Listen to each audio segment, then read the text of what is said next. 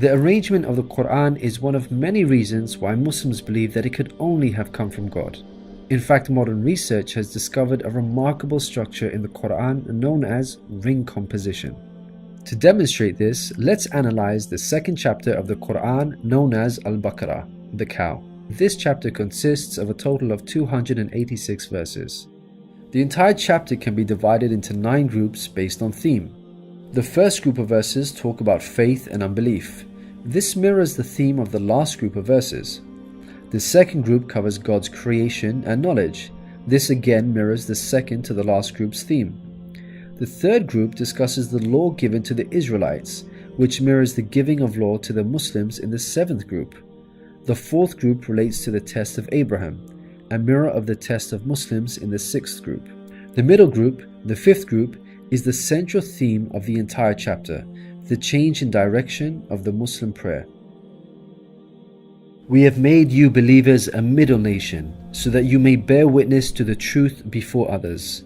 We only made the direction the one you used to face in order to distinguish those who follow the messenger from those who turn on their heels. This turning point was the change in direction of the daily prayers from Jerusalem to Mecca, which represented a big test for the believers. We find the mention of this important turning point in exactly the middle of the chapter, the 143rd verse. Moreover, this verse even contains the word middle. Together, these 9 groups form a giant ring composition. As you can see, ring composition is structured as a sort of circle, with the central meaning placed at the center. You can think of it in terms of a mirror, so ring composition is the equivalent of putting a mirror in the middle. What is mentioned in the first half will be reflected in the second half. Things can be taken a step further. If we examine these 9 groups, we find that they each contain sub-ring compositions. So what we have is rings within rings. For example, here is the 8th group with the theme of God's creation and knowledge. We can see that the beginning and the end both have the themes of giving and charity, and the central theme of God's power and knowledge is placed in the middle. Things can be taken further still. This sub-ring contains yet another ring within itself. This is the 255th verse known as Ayat al-Kursi, the verse of the throne. Just like the chapter which contains it, the verse of the throne can be divided into 9 groups based on theme. The first and 9th parts each mention God's personal names. The 2nd and 8th parts both state that God never tires. The 3rd and 7th parts describe that God owns everything in the heavens and the earth. The 4th and 6th parts make it clear that God has total control over us and we are dependent on Him. Notice that the middle of this verse mentions before and after, which could be yet another allusion to the mirroring of ring composition.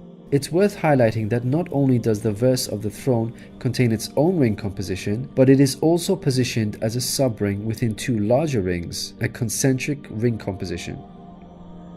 We can see that this chapter of the Quran is marvelously designed, being precisely and tightly arranged according to the principles of ring composition. This precision in arrangement is in fact astonishing when we consider the timing of the revelation of these verses. To appreciate this, let's consider the analogy of building construction. Imagine you had the task of building a house.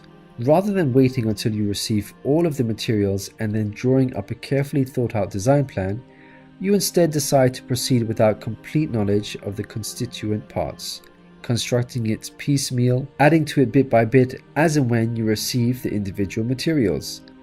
What are the chances that this approach will result in a well-constructed house? Unlike an organized approach where each part is placed in its best possible position according to a design plan, instead you have a situation where it seems each part is placed arbitrarily, depending on the order in which the parts were received. In such circumstances, you would most likely end up with a very poorly designed house, liable to collapse at any time. It is highly unlikely, perhaps even impossible, that this disorganized approach would end up with the same stunningly designed house as an organized approach. Yet this is exactly what we find with the Quran's structure. The builder in our example is the Prophet Muhammad, peace be upon him. The house that he began to build since its first verses were revealed to him is the Quran. The rooms and bricks in our construction example are its chapters and verses. He can never have a design plan in place for the Quran because the revelation of many of its verses depended on events that were out of his control, such as the social developments and challenges that he faced throughout his prophethood. For example, believers would come up to him and question him on a particular matter, or his enemies would challenge him. The responses in the form of revelation would then descend on him, addressing the specific situation that he was facing. How could Muhammad have devised such an intricate plan when he could not predict the events that would dictate the revelation of verses? Such an arrangement would have to be planned in advance, but this was not possible due to these events being out of his control. What this demonstrates is that the author was someone who could predict the future. Possessing knowledge of the unseen is a quality of God, not human beings. Some critics may point out that books prior to the Quran had this literary style, and therefore we cannot use this as an evidence for the Quran's divine origin.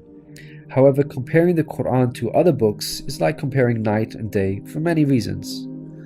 Firstly, Prophet Muhammad, peace be upon him, was not a poet, nor did he have any literary reputation. In fact, like many people at the time, he could not read or write.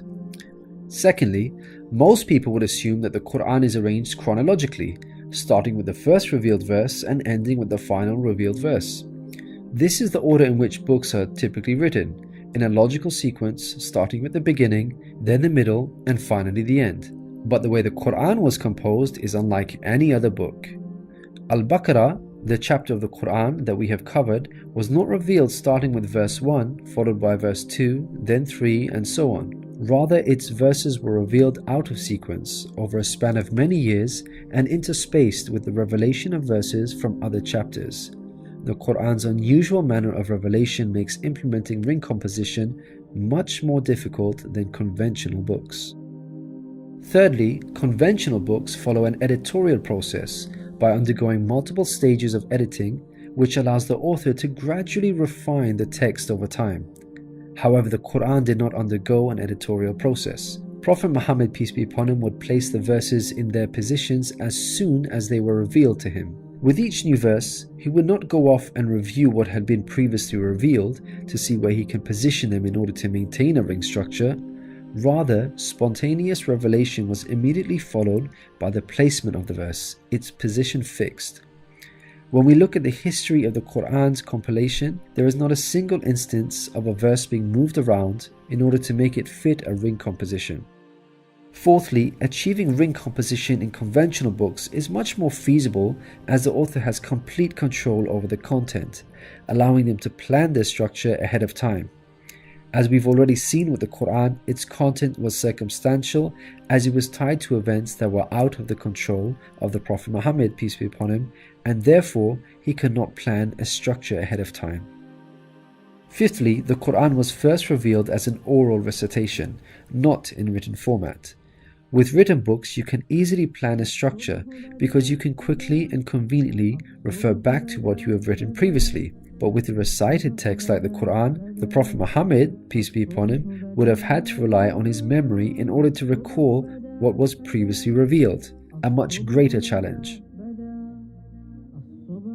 In light of all these difficult circumstances, wouldn't you expect the Quran's structure to be jumbled?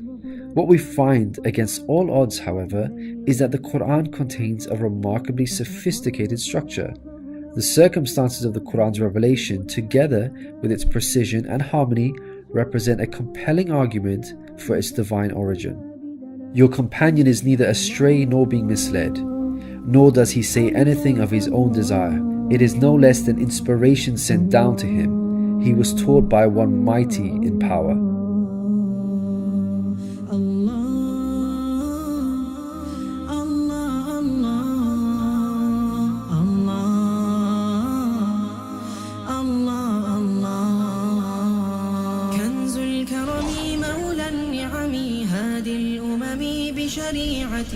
كنز الكرم مولى النعم هادي الأمم بشريعته الله الله الله